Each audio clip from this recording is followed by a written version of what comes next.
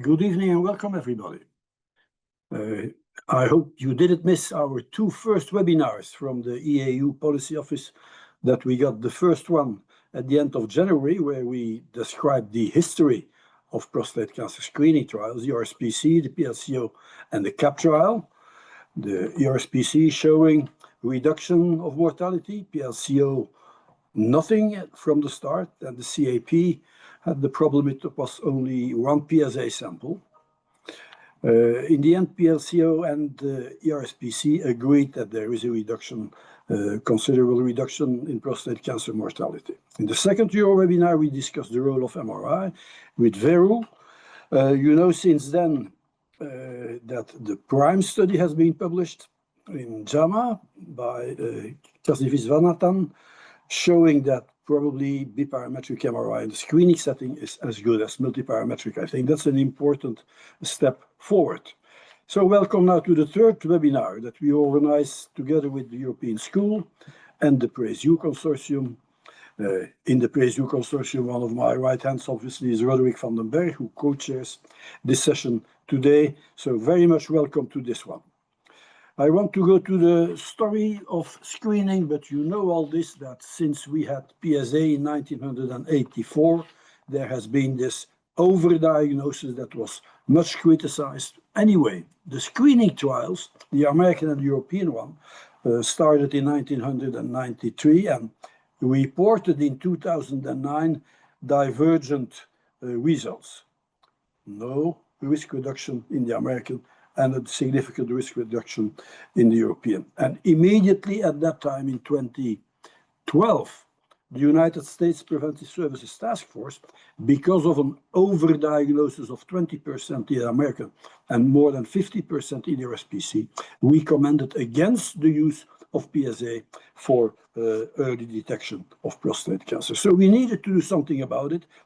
And this is actually what we have done with Monique Robol, who said we cannot, with a PSA above 3, take biopsies in all these men. We're going to intercalate risk stratification, intercalate MRI, and finally we come with the proposal to, after a PSA, having a risk stratification. First, when the PSA is above 3, have an MRI in those that are categorized as high risk for prostate cancer, and a new risk stratification for the PIRATES 3 before coming to a biopsy.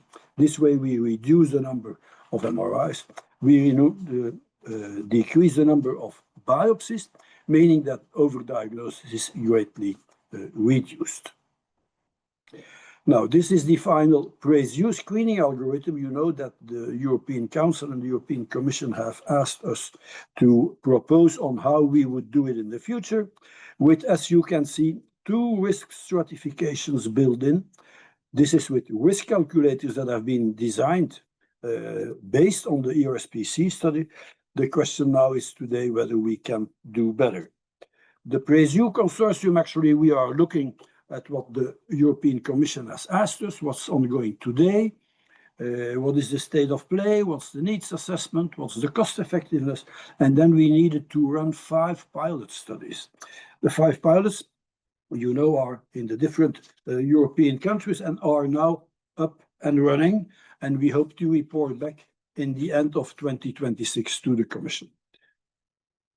Now, for today, the role of risk stratification. You have seen the way we are risk stratifying today, and we know already from the pilot that it works pretty well with the risk calculators to reduce the number of MRIs and the number of biopsies.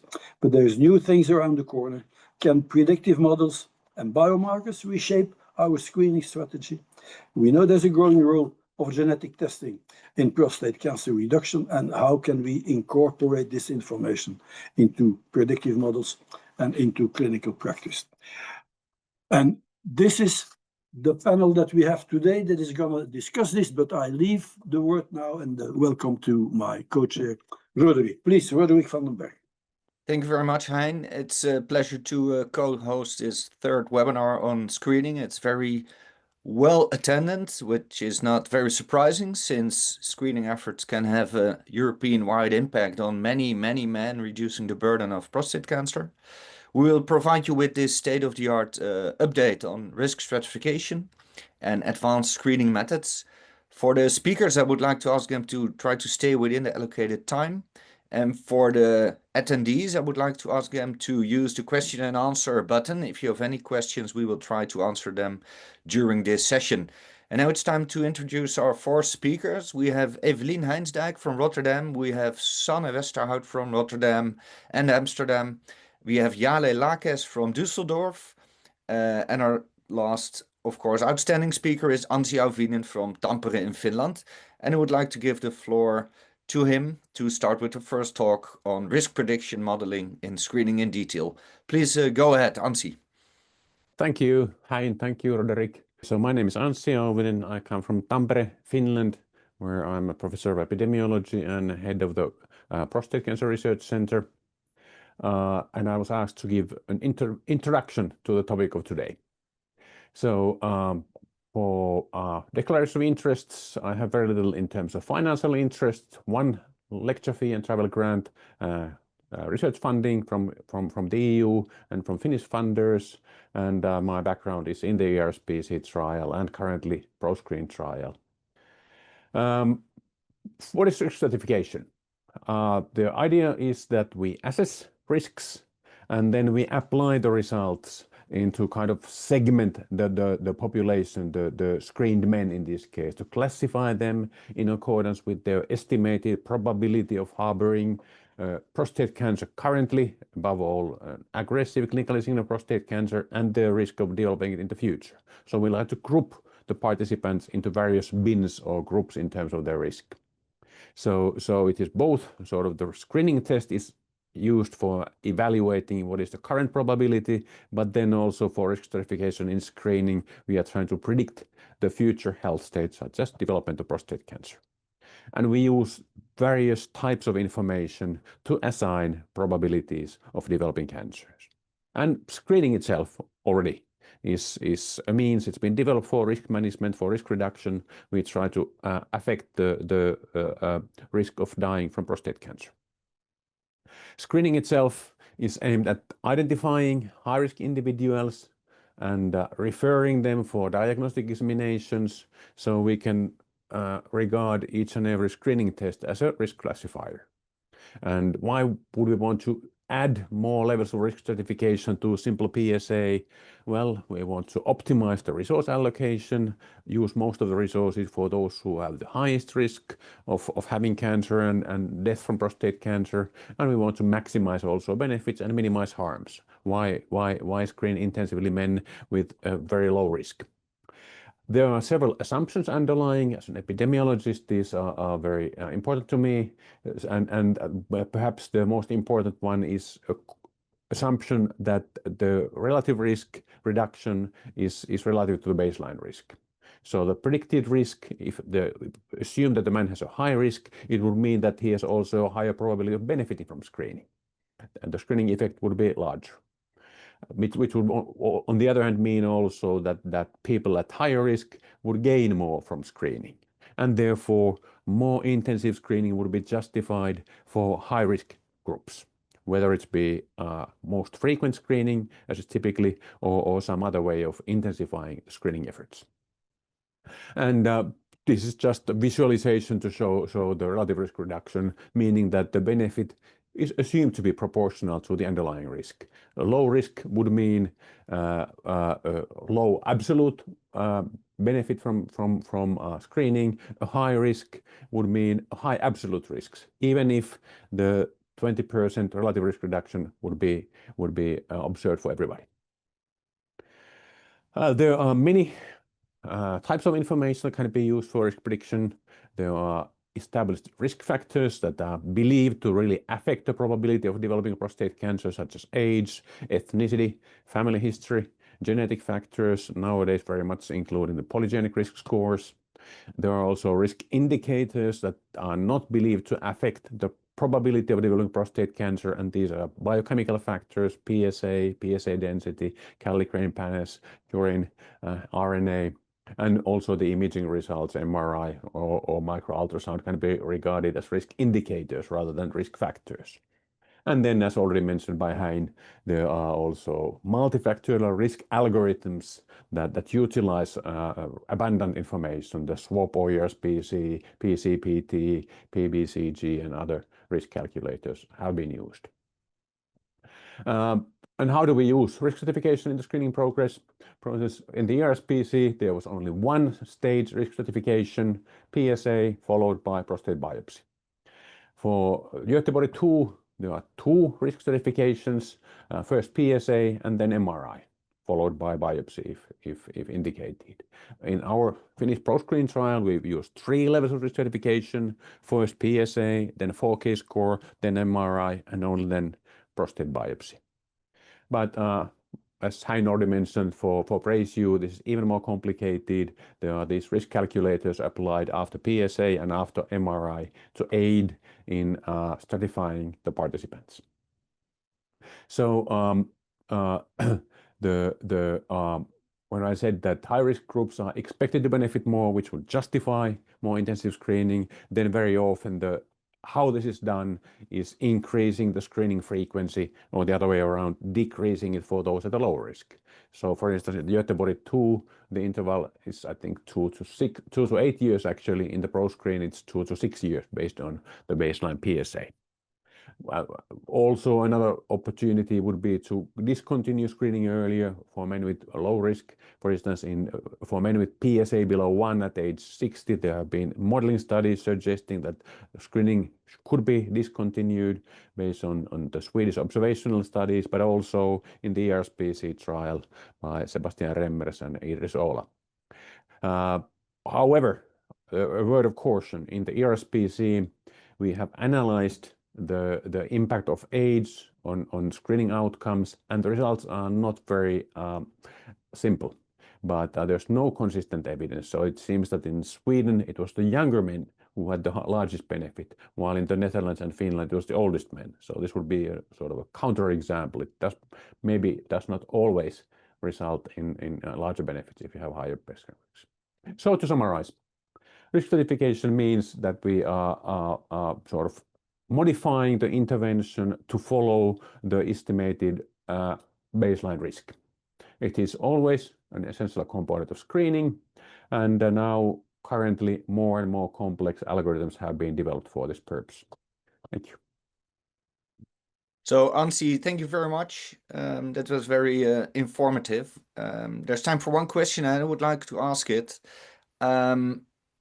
We can, of course, tailor the way we screen. We can start early, we can stop later for high-risk populations, we can individualize the rescreening interval, but all the algorithms you showed us still start with PSA.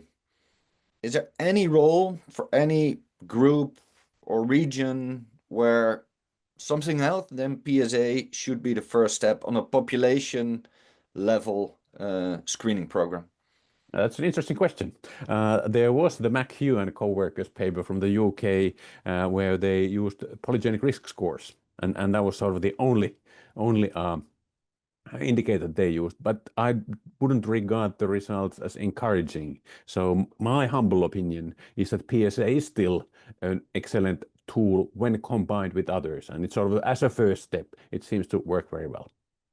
I have a second question from the audience. Actually, 2 attendees are asking the same question.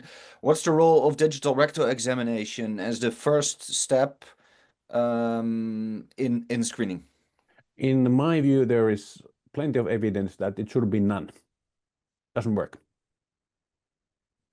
Okay, so many of our GPs, well, they still agree that a digital rectal examination will always be part of the first examination, but I think we should remind ourselves that a GP-referred population is very different from a screening population. And I agree with you that if it's a purely screening setting, then adding digital rectal examination as a first step is not adding much. And I think the number needed to DRE to find one case would be like in the thousands. Another issue indeed could be that men are not inclined to go and see a doctor for having a DRE. So it would decrease the number of people that get screened, I'm pretty sure. That's a fair point, Hein. For a screening purpose only, I think we should remind the audience and everyone in Europe that a PSA test would be the first step and not a digital rectal examination. We're going to continue with our second speaker, which is Evelien Heinsdijk from Rotterdam on modeling long-term outcomes of risk. Evelien, go ahead. Yes, thank you. Yeah, I have no conflicts of interest to report. I will explain in this, this 10 minutes how we modeled this complex screening protocol and what the effect of the different risk-based steps are. So what we use for this is the MISCAN microsimulation model. And this has different parts. So you put in demography assumptions, so how old are men, how long do they live, natural history assumptions, so how's the disease growing, who gets the disease, and screening assumptions. So which kind of screening do you implement? And then with the model, you can predict the cancer incidence and mortality in a population without screening, and for the same population with screening. So then we can see the effect of screening. It is a micro-simulation model, which means that we model men one by one. So every man goes to this natural history of prostate cancer. So a lot of men will stay in a no prostate cancer state, but some will get prostate cancer of different T stages, so they can progress. And they can also progress from Gleason less than 7 to 7 and more than 7. And some will progress very fast to these all and others slow. And they can also get a clinical diagnosis. So the cancer can be detected by symptoms or by screening. So in this way, we model an entire population. And to calibrate our model, we use the ERSPC.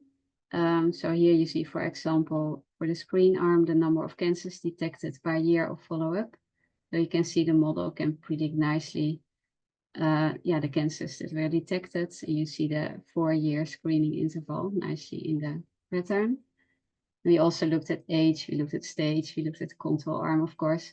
So we did everything to get a nice model. And we made a lot of predictions with this model, but it was more simple protocols. And of course, now it's much more complicated. We have risk-based screening, we have MRI, we have risk calculators, we have long-term results of the ERSPC. So we had to update our model. And what we now included is a PSA growth. So each man gets also a PSA value in the model, which grows by age, of course, and is different for each man. So here you see, for example, at the left, the ERSPC, so men age 55 to 59. In the first round, 10% had a PSA above 3 and 50% below 1. And you can see the model nicely replicates that pattern, and also for next rounds. And the interesting thing is then how it predicts the detection within 16 years. So at the left, again, the ERSPC. So men age 55, 59 at the first test with a PSA below 1 had only about 2% probability being detected with prostate cancer in the next 16 years. And of course, that proportion increases with increasing PSA in the first round. And well, you can see the model doesn't reproduce it perfectly, but you can see the same pattern. So now the interesting part, now we had this model, we can show the results. If you follow 10,000 men over lifetime, and if you don't screen them, then you will detect about 1,300 prostate cancers, and about 330 men will die from prostate cancer.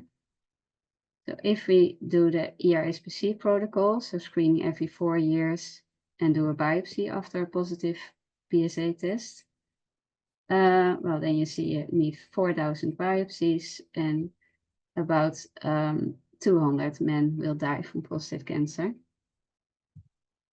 And now the interesting risk-based part. So if we add, do the next screen test based on the PSA of the previous one.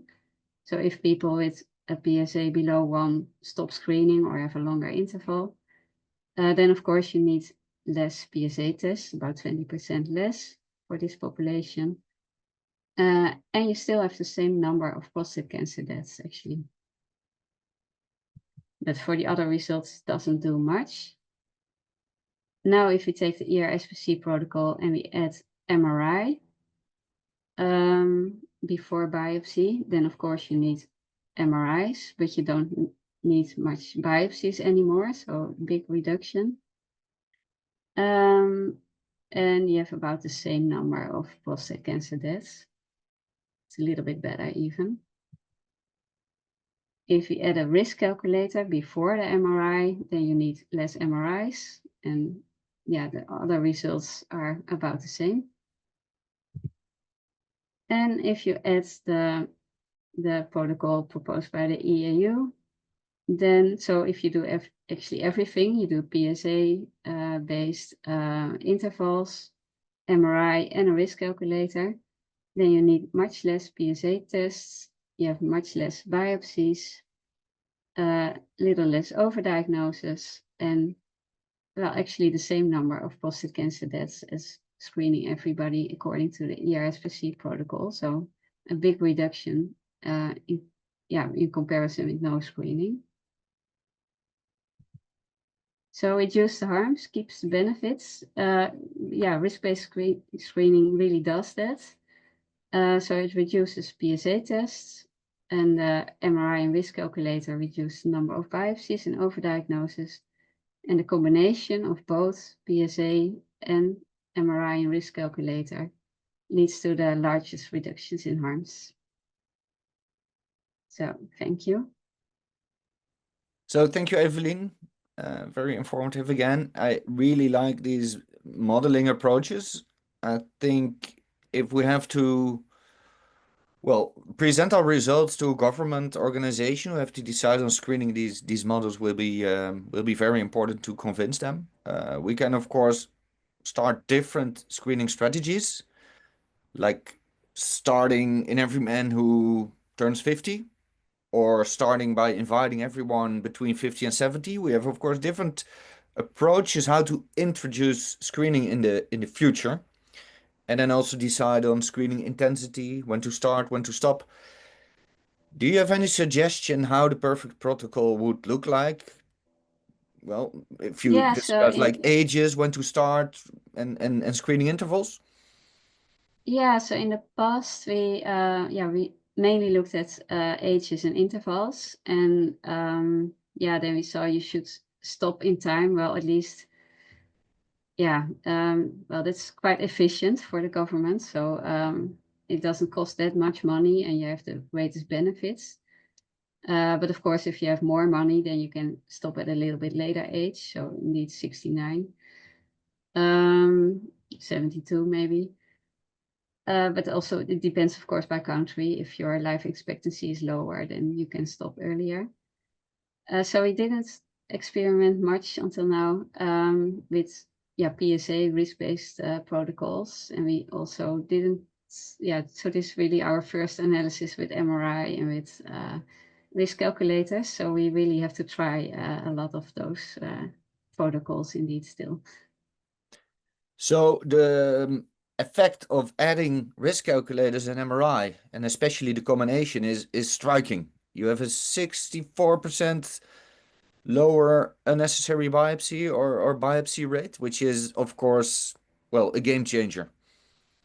Yes, I think that's a really important one. So it's more, it seems to be more important than stopping screening when your PSA is below 1, because not much happens in those men. So I think that is the more important than the PSA based part.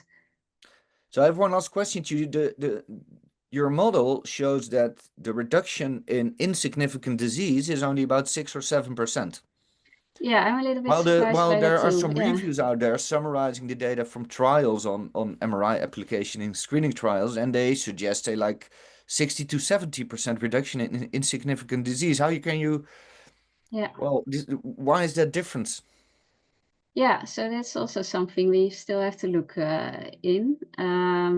There are also a lot of studies, of course, with different sensitivities, specificities for MRI, and I think in future that will be more comparable. So maybe we use more older studies. Maybe in the future it will be more. There will be better results, I think. Can I just make a small point on the stopping age? It's obviously clear that a man who starts doing screening at 62, for instance, and he comes back after 5 years, after 4 years, he comes back, and it increases slowly, and then he's getting 69. And he wants to get maybe 95 before dying. So it should be clear that an individual can do what he wants afterwards. But the population-based screening program, organized screening, this is what we offer. An individual can continue doing his screening from his own and pay from his own pocket. But I think what governments, what states, what member states have to do is a screening program that we want to install everywhere. In Sweden, they continue up till 75 now. There's countries where they start earlier. In Malta, for instance, they start at 45. So the stopping age, I think it's stopping, being included in the algorithm, being included in the population-based screening, organized screening program. That should be clarified. Thank you. Yeah. I agree. Thank you for that comment, Hein. We will quickly continue with our next speaker, Dr. Sanne Westerhout, well, actually both from Rotterdam and Amsterdam, on current research and advancements in risk stratification. Sanne, please go ahead. Thank you very much. I am very pleased to be invited for this webinar to tell you something about the current research and advancements in risk stratification, and especially about the Dutch experience with this. I have no conflicts of interest. So in the past 30 years, huge progress has been made in the best way to perform risk stratification in the early detection, as also told by Professor Ovinen. And the first 2 screening trials, which we are all familiar with, I think, stratified only by using the biomarker PSA. And later, in response to the long-term results that demonstrated a lot of overdiagnosis, the prostate MRI was introduced to optimize the risk stratification pathway. And more recently, additional biomarker tests and risk calculators have been developed. And they are all aiming to reduce the number of biopsies while still diagnosing the clinically significant prostate cancers. So there are a lot of biomarkers used in the detection of prostate cancer. And as you can see in this figure, they can be derived from the blood or the serum, from tissue or from urine. And one of the most important prognostic biomarkers we use nowadays is the PSA density, so the PSA level divided by the prostate volume. And this is also a very important variable in most of the existing risk calculators. And besides that, there are also a lot of biomarker test panels, as also mentioned before, for example, the 4K score and also the prostate health index. They combine multiple biomarkers, also sometimes with clinical characteristics, to provide some kind of risk score or risk assessment. And there are others, also urine test. The PCA3 test measures a molecule in the urine, and the Stockholm 3 test, for example, includes also genetic markers. And all these different biomarker tests, they vary in cost, they vary in the variables included, and there remains debate on which one is the best. But there seems not one specific test that significantly outperforms the others. So there's debate about which test or which biomarker to use, but I think we can all agree on one thing, that we need risk stratification. And this figure has been shown before also from the EAU from 2021, and I'll keep it short. It's about 2 risk stratification steps in the algorithm. And most of the important ones is the PSA density that is included. And this algorithm is also the base for the PRAISE-U screening algorithm. So An important factor for improving risk stratification lies right at the beginning of the pathway. Also something Professor Ovinen said. When you target people at higher risk, the benefits are higher. They have more effect from screening. So who do we invite to participate, or in other words, who do we consider our target population? We know from several studies, including a 2023 paper by Monique Robel and Ivo de Vos, that screening initiated from the age 70 or higher does not reduce prostate cancer specific mortality. So this tells us that age, also mentioned before, plays a crucial role in defining the right target group for early detection. So age is an important factor. And yeah, I think in general, we should consider risk stratification in men between 50 and 70 years old. But besides age, which has a strong association with life expectancy, comorbidity should also be taken into account, as this also affects life expectancy and therefore also the potential benefit of early detection. And there are more factors, such as a family history of prostate cancer, as we know that men with a family history have a higher chance of a prostate cancer diagnosis, but also dying from it. Then, being from African descent gives someone a higher risk of prostate cancer. And finally, genetic susceptibility can also further refine the target population. For example, by focusing on men with mutations such as BRCA2 or HOXB13, or by polygenic risk scores. So we kind of know who are the best men to include in the risk stratification pathway and for the early detection.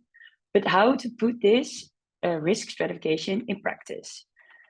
We know that there are only a few organized programs in the EU, and in most countries, there's only a lot of opportunistic testing. And this leads to a lot of overdiagnosis and a high burden on secondary care. So in the Netherlands, we try to streamline this opportunistic testing in a study context by relocating the first risk stratification step to a diagnostic facility. And we call that 1.5 line care. So it's not at primary care, not at secondary care, but in between. And I said in a study context, because in the Netherlands, the early detection is still mostly organized the old-fashioned way. So men who are interested in getting tested, they visit their GP. And after shared decision-making, the GP requests a PSA test. And when the PSA test is above 3, or actually 3 or higher, the man is referred to a urologist.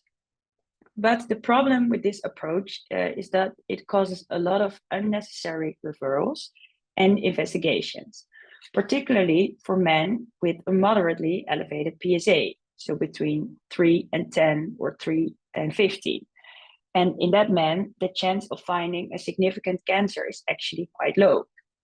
So that is why we started the P-Guide project in the Netherlands, which stands for Stepwise Risk Guiding in Prevention of Prostate Cancer. And the project aims to reduce the harms of early detection, reduce the diagnostic burden in primary and secondary healthcare, and improve equal access to care for better informed at-risk men. So one of the things we've introduced in P-Guide is called a prostate consultation. And the goal of this is to better stratify risk for men with a moderately increased PSA, and at the same time to reduce unnecessary referrals to secondary care. And it works as follows.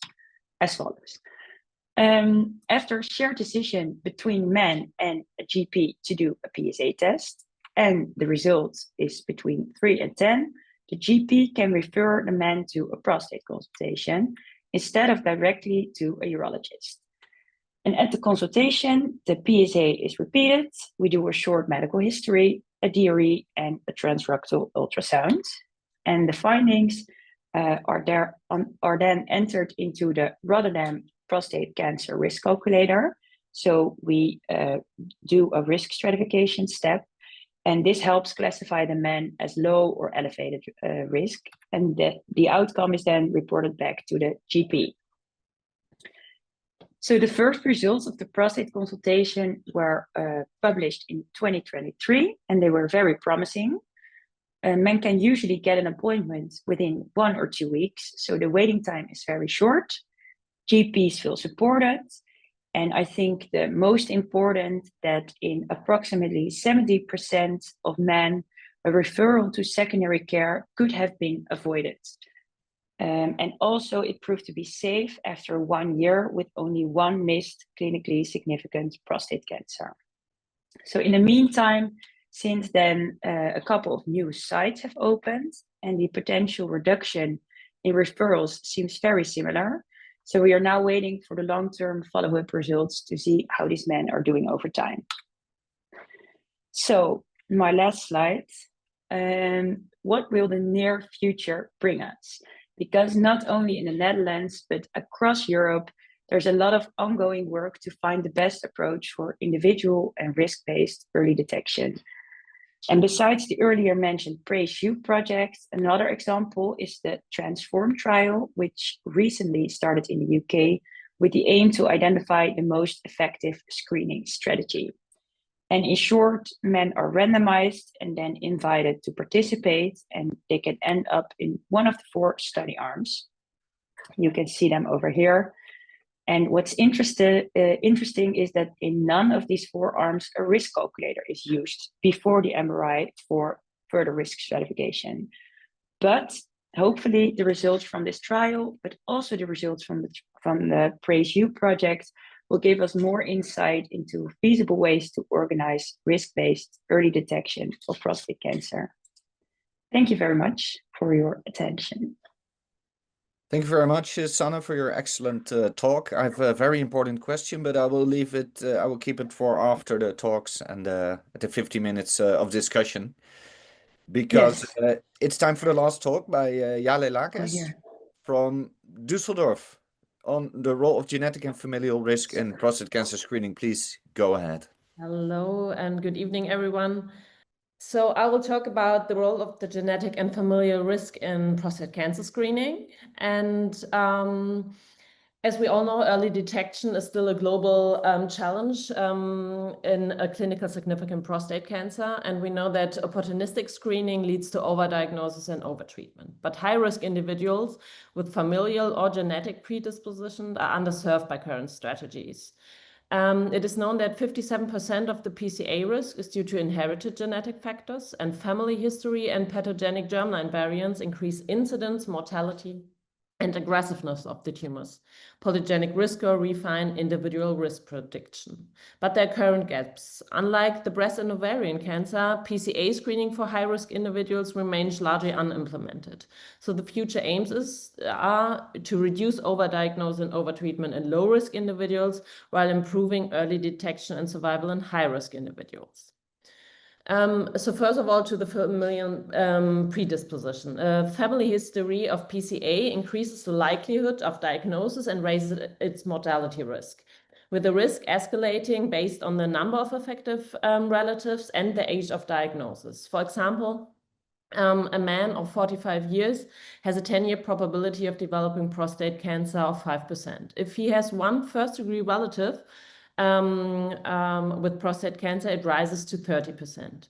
If this first-degree relative is diagnosed with prostate cancer before 60 years, it rises to 50%. And it has an influence on the risk of a high-risk tumor. So a man has a higher risk of a Gleason score 8 or higher if the father was diagnosed with PCA before 65 years. And he has an increased risk for a high-risk tumor if the father has had a high-risk tumor. And additionally, a family history of other cancers like colorectal cancer or breast and ovarian cancer correlates with an increased risk for significant prostate cancer. Notably, 25% of men diagnosed with PCA report a family history of PCA or breast cancer. Next to the genetic risk. First of all, to the pathogenic germline variants. The lifetime risk of prostate cancer is 10%, but with the BRCA mutation, it rises to 50%. The most frequently affected genes are BRCA2, HOXB13, ATM, and BRCA1, with BRCA2 and ATM with the strongest association to aggressive prostate cancer. The prevalence of germline mutation among PCA patients varies across the studies between 5% and 70%. But there are other DNA repair genes like CHEK2, TP53, or mismatch repair genes, which are linked to Lynch syndrome, like MLH1, MSH2, or MSH6. And the association to other cancer syndromes highlight the need for an interdisciplinary approach in these men. So how do these germline mutations influence the cause of the PCA?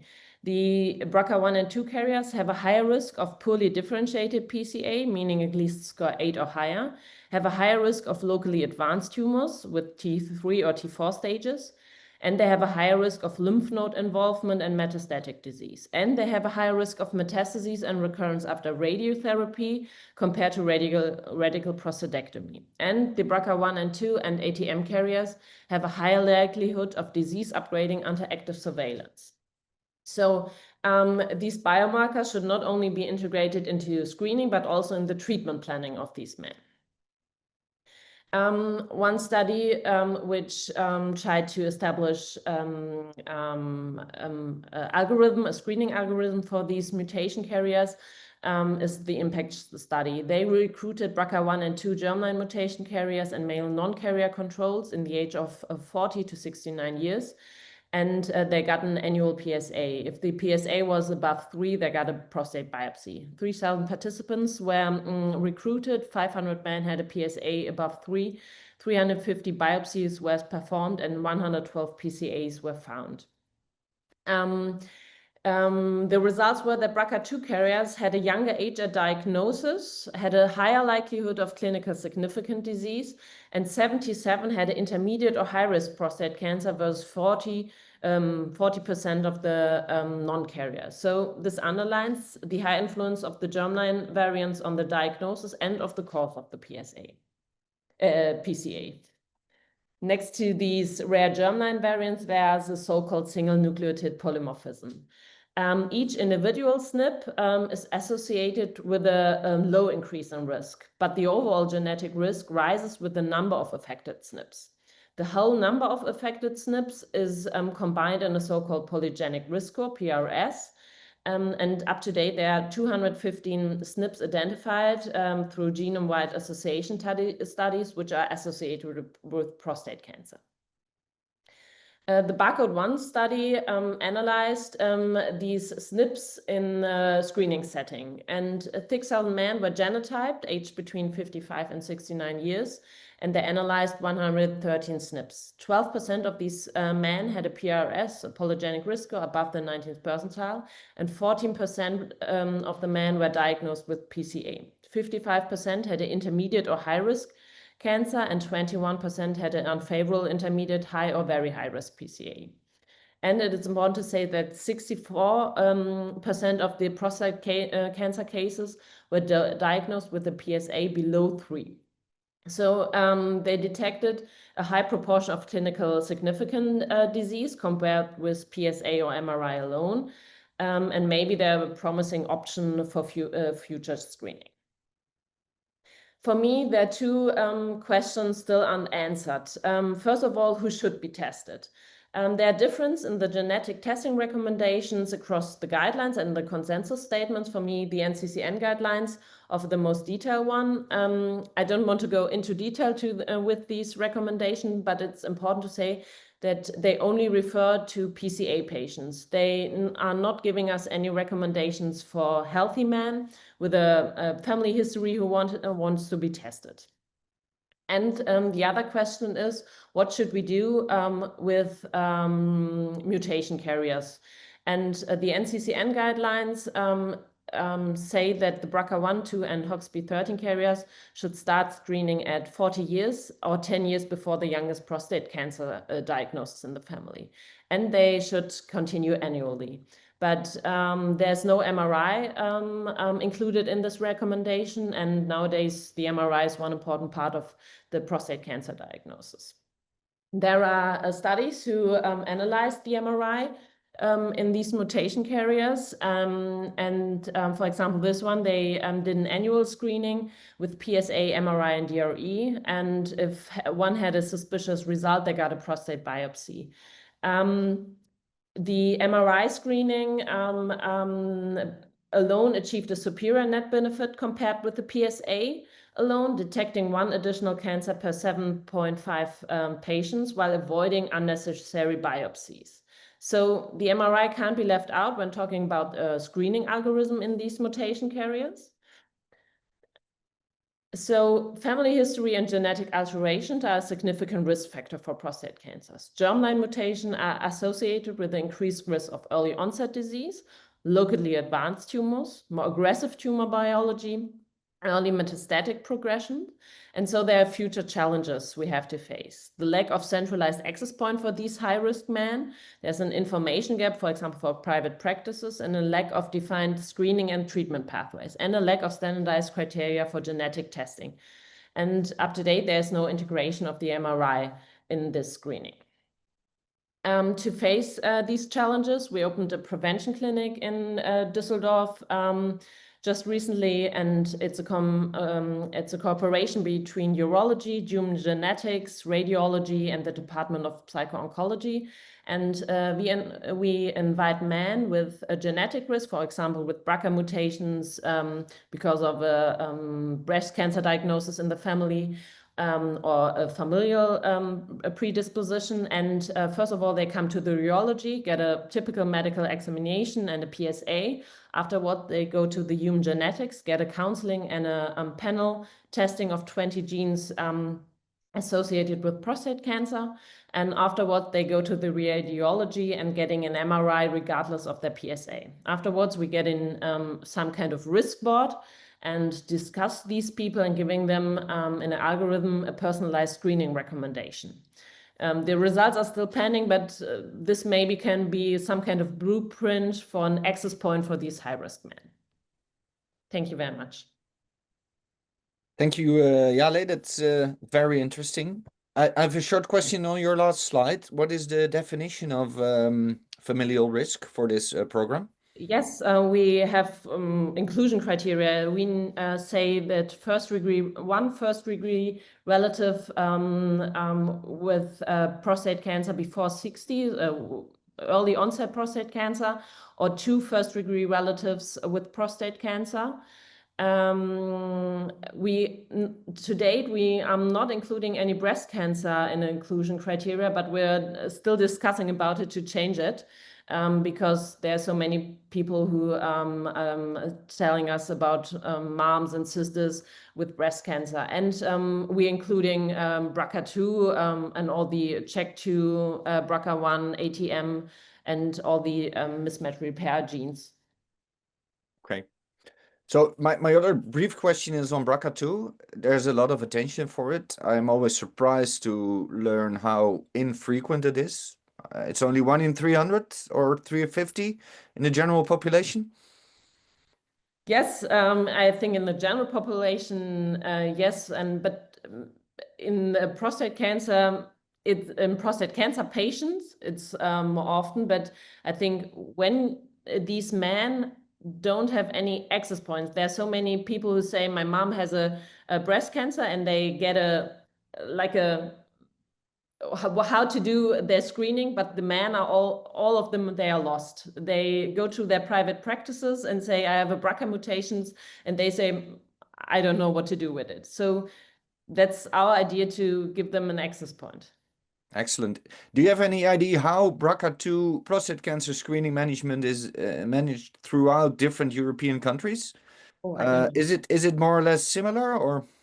I think it's not normed. There are these NCCN guidelines, and they are the only ones I found who are really giving us directly recommendation about these 40 years. 40 years, I think these are the most recommendations. Asking questions about the pricing. is this going to be affordable in a population based, in a high-risk population, in individuals? I think Give us an idea about the cost of this, I would say, polygenic risk score, for instance. I think we definitely need to talk about cost effectiveness of our program as well, of this prevention clinic I just told, because there are many MRIs done and a lot of panel testing, but maybe for the futures we need really to concentrate on the really high risk men to test them. But for me, there aren't any rules which one I should test if they are healthy men. Okay, but I know that the PSA costs between 12 and 20 euros. What is the cost of a genetic test? The whole panel testing in our department costs 2,000. Yeah, okay. I think that's clear for everyone. There was one question, Roderick, you have answered a lot of questions in the chat already, was about symptoms. I do not think that the EAU guidelines say that you only have to screen symptomatic patients, because early prostate cancer in the curable stage has no symptoms. I know that in the UK, this is still an issue that comes up. I'm not sure whether anyone can comment on this, but they continue to say that symptomatic men should be screened. What symptoms are this? I do completely disagree. Symptoms and screening population are not things that go together. Ansi, what do you think about it? Yeah, the definition of screening is that it is aimed at population that is not defined by symptoms. So as soon as you talk about symptoms, it's more case finding, it's more clinical, it's not screening in my view either. So Hein, I have a question because it relates to what Ansi just told us, because I'm confused. We are discussing in our third webinar here, population-based screening. And inviting a population for prostate cancer, we need two factors. That is gender and age. These are the two risk factors we use. But now we hear Sanne and Jale talking about other risk factors, which we should also use to define higher risk groups, such as family history, genetics, such as comorbidity.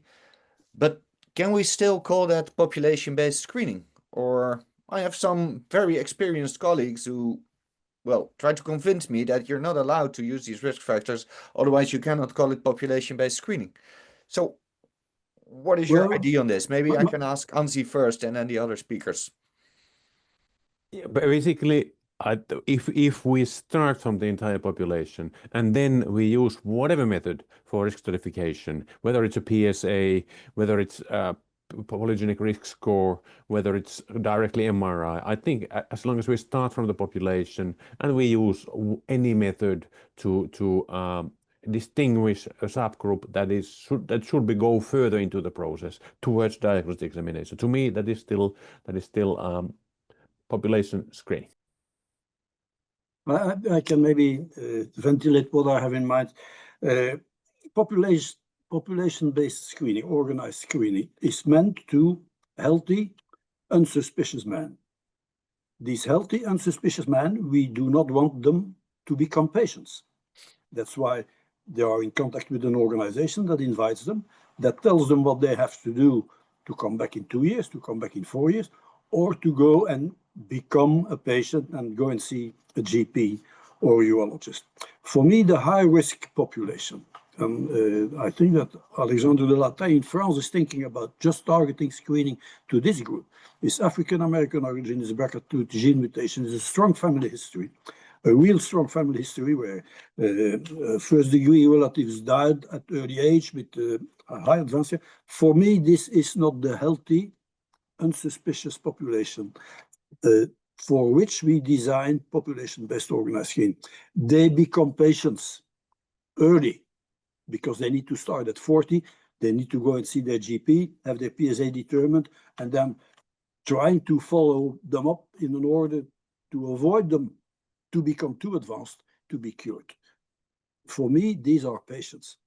This is not the healthy population for an organized screening program. So, Sanne, what's your opinion? Yeah, I think we are more focusing on the opportunistic screening and how to better define the target group for that. And that's what we are doing in the Netherlands, and using, for example, comorbidity, because when someone is 60 but has a lot of comorbidities, just a heart attack, that kind of stuff, their life expectancy may be not long enough to actually benefit from the screening. And I think I agree with Professor Alpinen that whatever you do, when you start inviting all healthy men, but then maybe start with comorbidity, it's just another idea. Then you do population-based screening, but you use another kind of risk stratification and maybe comorbidity instead of PSA. Yeah, that's a great answer. Evelien, did you incorporate comorbidity into your models to calculate life expectancy and use that in your modeling?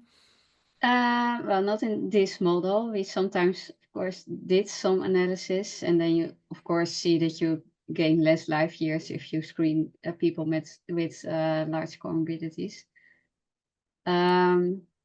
Yeah, so yeah, of course, it's screening at higher age for people with higher comorbidity. Yeah, you gain less. But how can you explain what Anzi told us before, the conundrum that in one part of the ERSPC there was a higher benefit for younger men, while in other arms of ERSPC, other countries, there was a larger benefit for older men? Can you explain it with your models?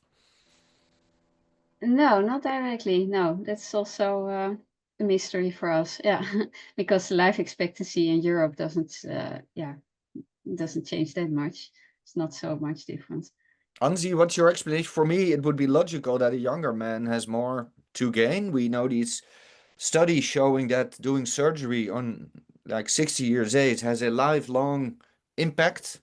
So the younger you find cancer, the younger you do surgery or treat him, the more effect you have. That would be my... But then if we think of screening as a repeated process, let's say every 2 or 4 or 6 years, then if you start screening at a younger age, then your absolute risk is still low. You're given any time interval compared with the older people. So if there is constant relative risk or relative risk reduction through screening, then we would be anticipating lesser absolute effect among younger men compared with older men. So I don't understand really the discrepancy within the ERSPC myself. I think we've been listening to 4 outstanding speakers. We had a great third webinar on the role of risk stratification for prostate cancer. I would like to thank all attendees, the many questions in the question and answer box. I would like to wish you a great rest of your evening, and hope to see you again during the next webinar. Thank you very much, and see you all soon.